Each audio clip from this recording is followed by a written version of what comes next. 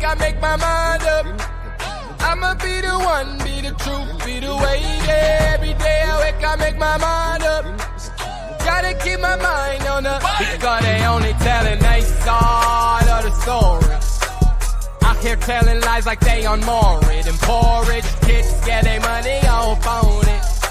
But down here in the hood, yeah, we know Forex. We growing up, yeah. We got the good. Good of them assets, good of my bag. Get rid of cash before the whole market crash. A news flash, just a blast from the past. We on the smash, now. Be prepared to hit the gas, yeah. Build a land, get the wealth, change your name up, get the title. Peace to the party, peace to the party. It's your homeboy back again with the news.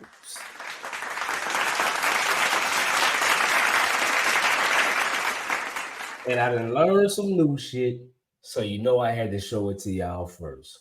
So look, we're going to get straight to it today. Appreciate all the love. Once again, like this video, subscribe to the channel. Let's get straight to it, y'all. So you know we've been covering all kind of stuff, right? So we already touched on Fani Willis. So you know we got to give y'all an update because I told y'all there's something to pay attention to. And the implications for this case is going to be big. But before I get to chopping it up about it, let me get you straight to the content and then we can do what we do from there.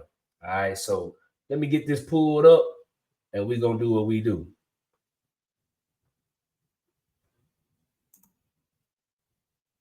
We have just learned there's a ruling into the courtroom right now from Judge McAfee on whether District Attorney Fani Willis is going to be removed from the Trump election interference case. Atlanta News First, Rebecca Schramm is live in downtown Atlanta. Rebecca, you just got the word. What can you tell us?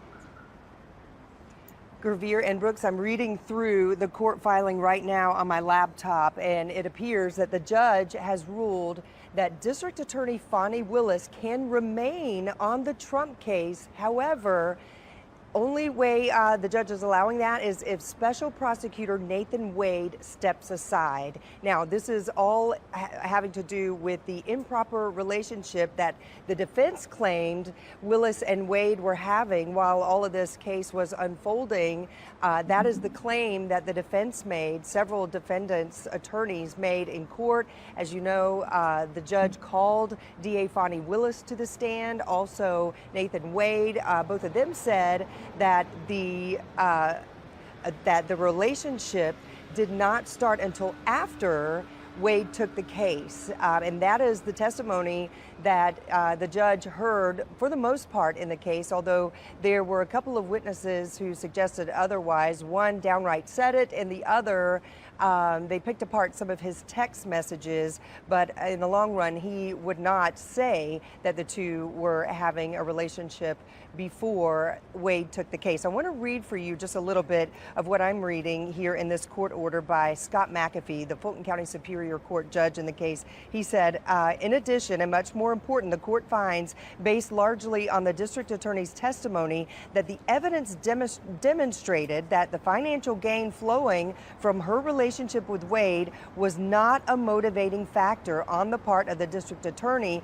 to indict and prosecute this case. He goes on to say, while a general motive for more income can never be disregarded entirely, the district attorney was not financially destitute throughout this time or in any great need, as she testified that her salary exceeds $200,000 per year, and it goes on from there. I'm going to continue to look through this order that the judge just submitted in this case, and I'll have updates for you throughout the day.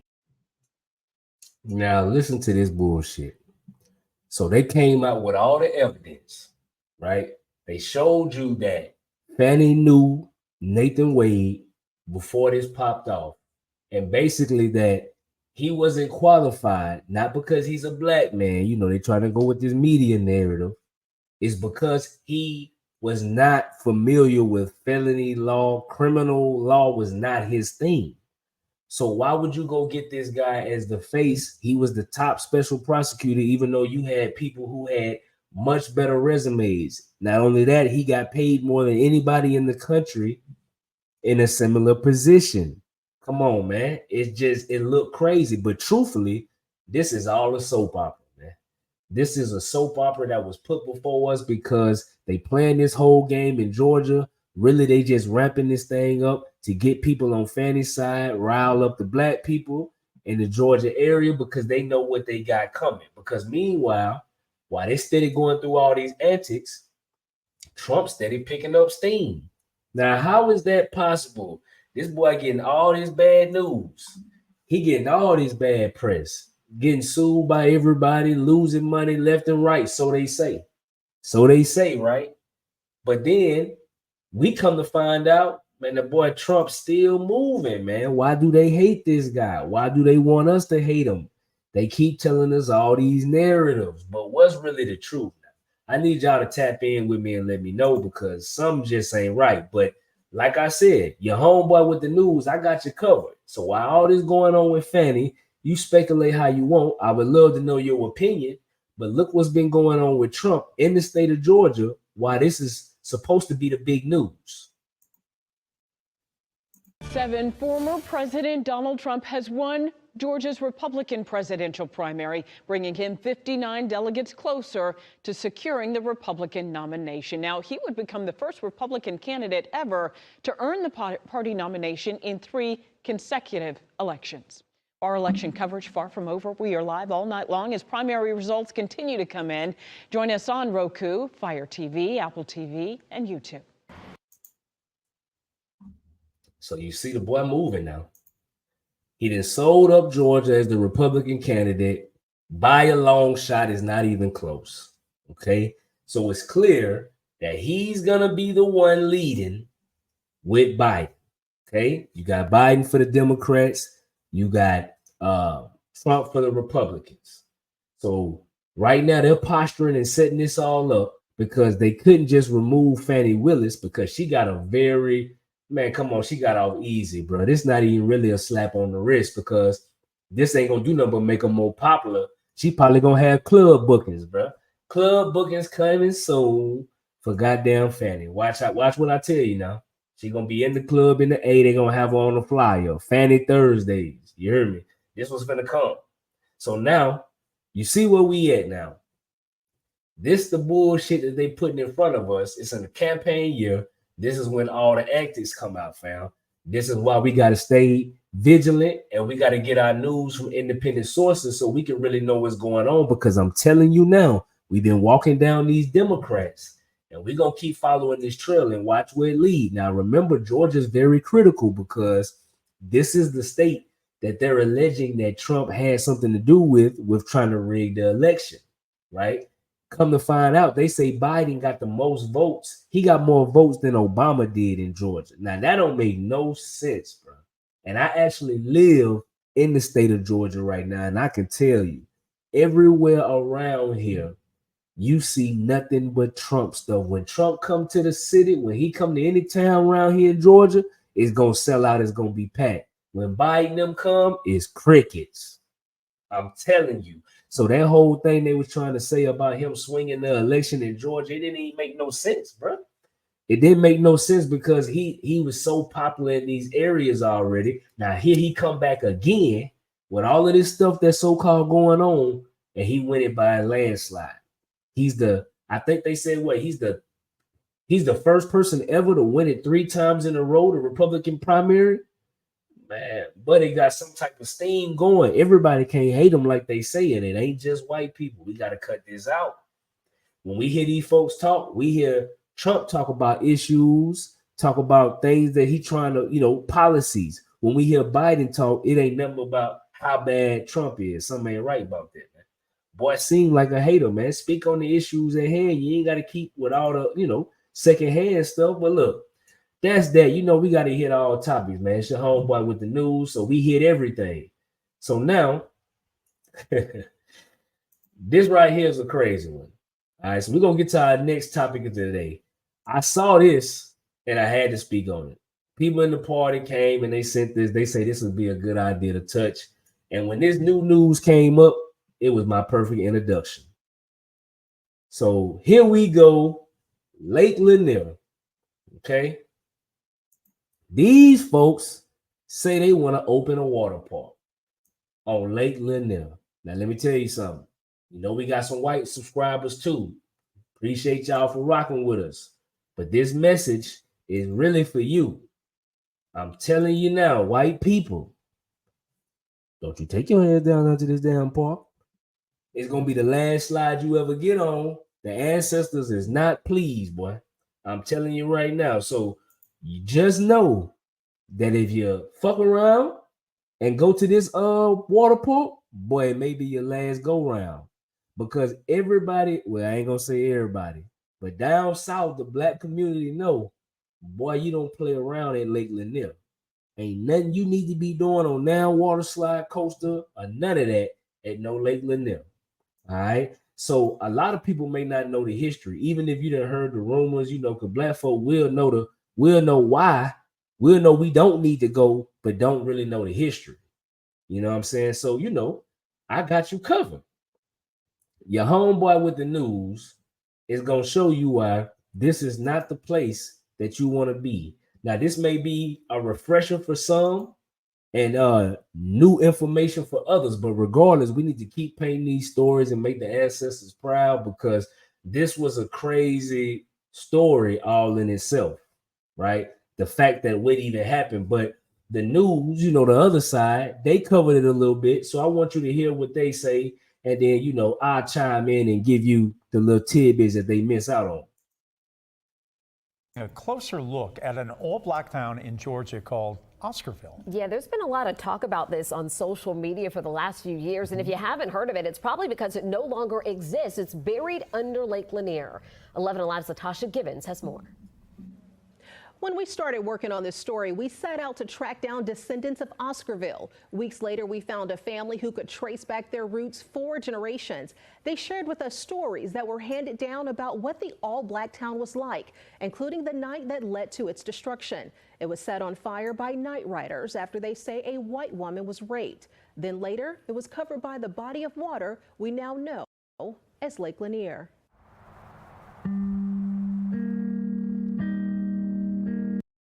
May Crow is buried here at this Gainesville cemetery, but the trail of destruction following her death stretches into the land surrounding Forsyth County, buried beneath these waves of Lake Lanier, where in 1912 nearly every black resident was forced out. That includes people living in an old black town called Oscarville.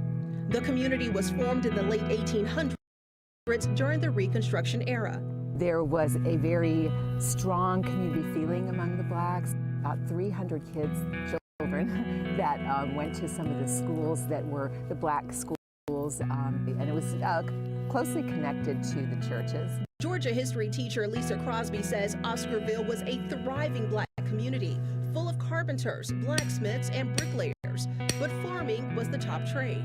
So they really had kind of a miraculous farming growth here while the rest of the state was really struggling. But then residents were abruptly forced off their land. So the flashpoint, I think, is 1912. This takes us back to the death of May Crow. The 19-year-old white woman was found dead in the woods near Oscarville, presumably after being raped.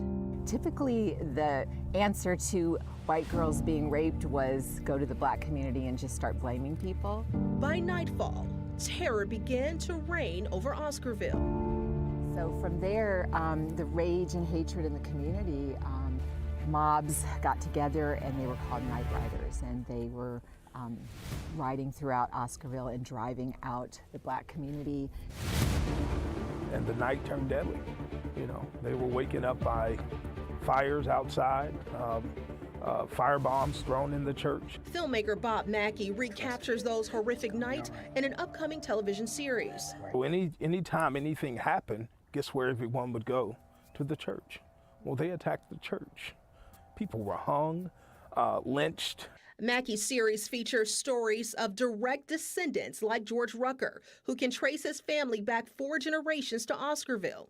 He tells the story of his great-grandfather, Bert Oliver, and the entire family being forced off their land. Night riders came through. They had to leave everything. The main thing they left was property, and my grandfather had 100 acres. Rucker says many relatives died as they tried to flee. So when they got to the Chattahoochee River, from what I understand. They were told, when the mob got up on the bridge, they were told that they either had to swim or drown. Most of them didn't make it. My grandfather was one of them that did make it. He lost some brothers and sisters. He says his relatives who survived settled in Gainesville. From what my mother told me, buried all of them. He would sit and tell her this story, and he would just sit and cry. Crosby says whites in the area took over the remaining properties.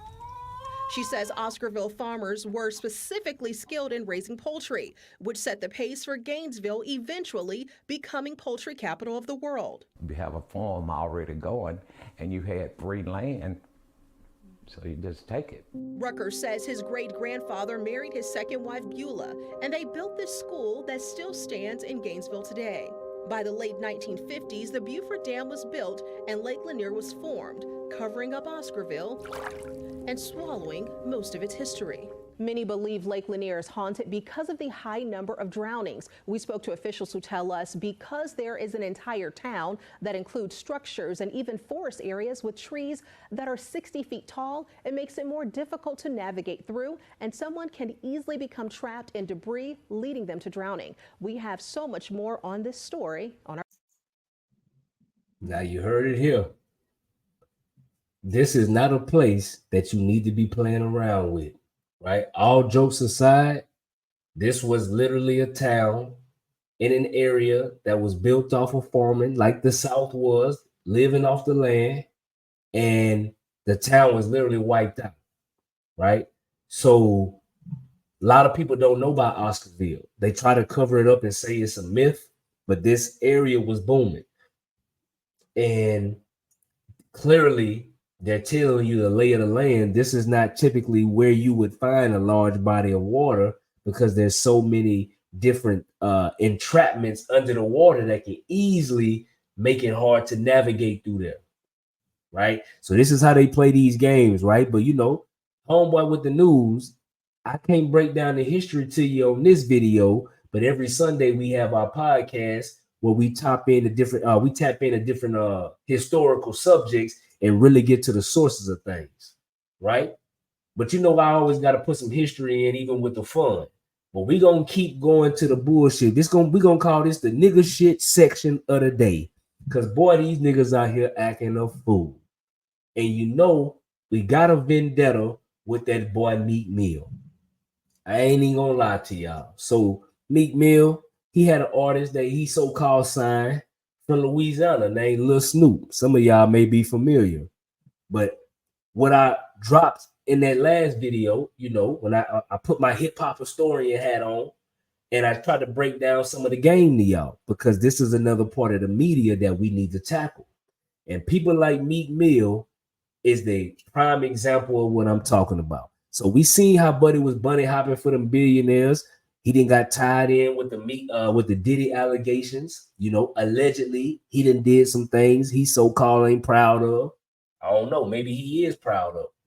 But I want to keep doubling down on this and showing you how the music industry as a system is built to tear us down. So today, you know, within fair use, y'all don't knock me, don't hate on me. I'm just reporting on the news. I want to get to y'all and show y'all DJ Academic. Some of y'all may be familiar. He interviewed a young Philly cat.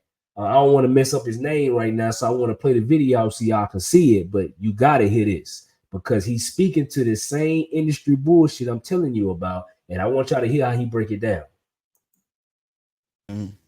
It's the, if you want to take all my shit and own it, yeah, that's the problem. You know what I mean? Like, that's the problem. Yeah. And then you didn't even call me and try to like, oh damn, well. Hold on, y'all. I want to bring it to right where he was talking about this contract not issue. Really get my justice, right? Right. We did see Meek try to sign though. Yeah, for $20,000 and all my publishing and everything type shit. Like it's great. It was great. So that was like a situation where I think the industry was like viewing it, and a lot of people had different perspective on it, right? Right. So you're an upcoming hot rapper in Philly. Mm-hmm. And I'm gonna be honest, on an industry perspective, when people heard the $20,000 might have been a little bit low. A little bit. I'm signed right now, right? They didn't give you 20 grand, did they? You think I would be signed? Okay. So, well, infamously, and I'll use an example. I hope he doesn't get mad because I'm using a real example here, but the very first deal I heard that like Lil Pump signed, he signed for 30 grand. Now, his publishing wasn't taking none of that, but which that's the biggest. If you ask me, it's not the upfront money.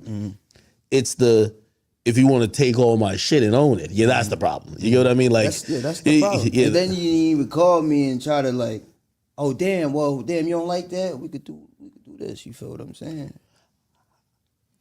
How did that situation even get started, and how did it get to the point where he's offering you a deal? Did you have a relationship, and how did that play out? Yeah, we had a relationship. We used to talk on the phone relationship. You Really? see what I'm saying? Yeah, really. I was in LA. You see what I'm saying? I was in LA already. Ain't nobody take me out the hood. I was already out the hood. You see what I'm saying? I got with management, Jay Irvin, and human resources. You see what I'm saying? Mm-hmm. And I was in the studio slaving. You see what I'm saying? But I'm out there. You see what I'm saying? I'm doing what I'm supposed to be doing. You feel me? So now I get a feel for it. You feel what I'm saying? But it used to be the phone. Used to be out there. He used to call me. I used to link with him when I'm up there. You see what I'm saying? Okay, so you guys are definitely okay. So I want y'all to hear from him first. So let me break it down for y'all who don't understand the industry, right? You may not understand the industry dynamics and what he's saying. So your homeboy with the news, I got you covered. So what he's saying is Meek offered him a deal, right? $20,000 up front. But also he was going to own all of his publishing. Basically, Buddy wasn't going to have no rights. Meek was going to own everything for a light 20 grand. Now, why would Meek want to offer something like that? Because that's the game. That's the same type of deal he took with Rick Ross. I don't even want to call him that. Ricky Rose. Shout out to the real Rick Ross, Freeway Rick Ross. So he come and Meek saying, I'm going to do the same thing. So instead of really empowering your artists out of Philly, you trying to say sign them boys to them same slave contracts. Name one person that Meek Mill put on out of his own crew. Who blew up and got big, man? Buddy just don't got it. But I want y'all to see how these cats react. So the young cat come speak his piece. He say what he say. He just telling his truth, right? Now this is how Meek Mill, this dude's supposed to be, he's saying he an activist now. Meek Mill say he an activist. And this the words, this the approach that he took to the young fella, man. This the approach that he took. Look at this, man. So I'm gonna read a little bit to y'all. So he said, academics gonna get you bent or in jail when we meet. We gonna see what these little boys in jail or on the streets. Fuck this nigga city to city, all green. We really give it up for real. We gonna play on the nets. This boy never been to jail, not tested. Us versus them. Keep it there. All right. So he keep going. He said, you just moved from Miami, hiding all the spinners, went to jail, now you outside. You don't got no rent, and your dad a rat also. I can't wait to see you. Niggas been talking for years on the net. These niggas like Federal. I'll meet up any day. Twitter finger still going. He said, I'm out north right now. That boy say, I'm out north right now. You cold. I want to cut up the city in half. Your chump ass been trying, but can't. I can't wait to see you and whoever you with. He another poison, all green type of nigga. Man, I ain't even gonna lie, y'all. I can't even read all this stuff to y'all because really, bruh, sound ridiculous. But I just want y'all to see, right? Screenshot, come back to this later. I want you to see how Meek Mill sending buku threats, saying what he gonna do to the cat. All of some words that he said in the interview speaking his own truth. But Meek coming in hot, he basically saying right now that he basically putting a hit on this man's head on the internet. But you say you supposed to be a criminal justice advocate trying to free all of the youth. Just a couple of weeks ago, he said he a black leader and he being targeted. How you a leader when you acting like this, bro? This ain't no leadership, bro. What is we even talking about? How is you going outside of your body like this to go after this dude with these type of threats? You know what I'm saying? It's really some sucker shit. But these dudes in the industry been able to get away with this because what academics been exposing is he been going to Philadelphia and he been interviewing different cats who said they was blackballed by Meek Mill.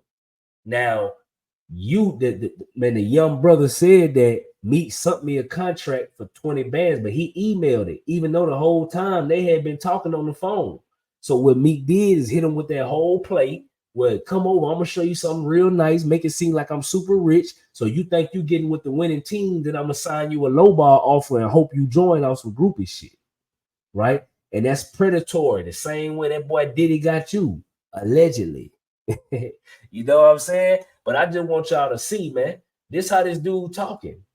He talking crazy and reckless.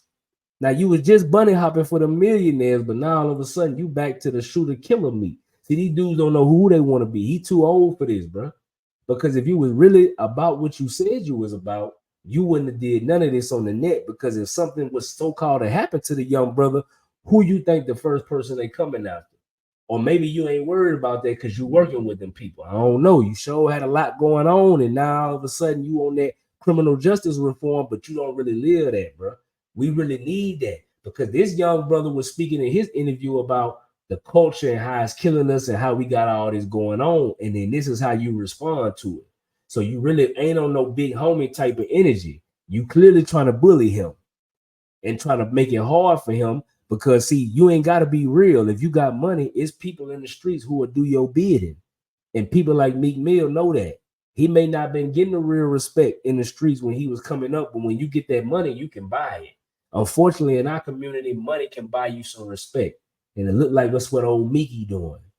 Because Meeky acting a fool. So y'all see it, man. You know, we just reporting on the news because we gotta bust down this side of media too. The rap game as the industry structure is killing us. We need to control our own rap, our own stories, and our own stars who gonna represent us properly.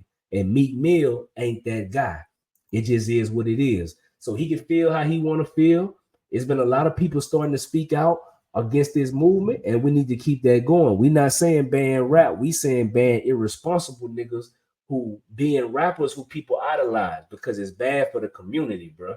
And if you're not no real man, can't stand on values, we don't need you being looked up to by the kids. But I'm gonna double down because I'm gonna show y'all these dudes ain't tough as they say. Now this that boy Meeky with them hands.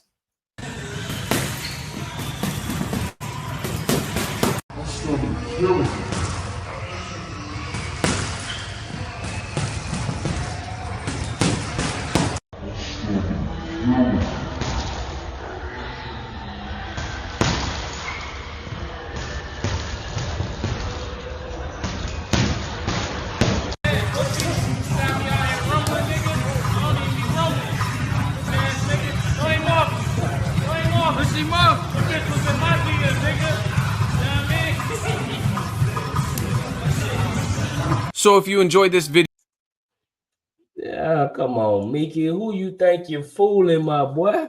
Them hands don't look too official to me. But they want y'all to believe they all these killers and just super tough, and he just was in jail knocking niggas out and all this other shit. Man, cut it out, bro. But it's your homeboy with the news. Report and do what I do. Y'all take from it what you will.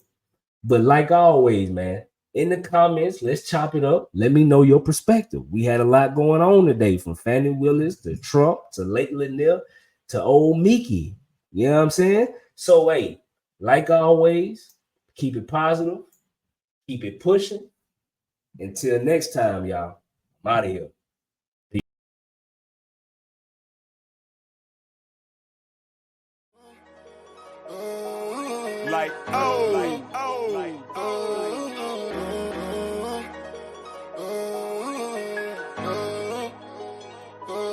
This is all the love I had. I can't get it back, I won't get it back, Gave all the love I had. One motherfucking three, nigga. I can't get it back, I won't get it back, Can't get it. This is all the love I had. Can't get it back, I won't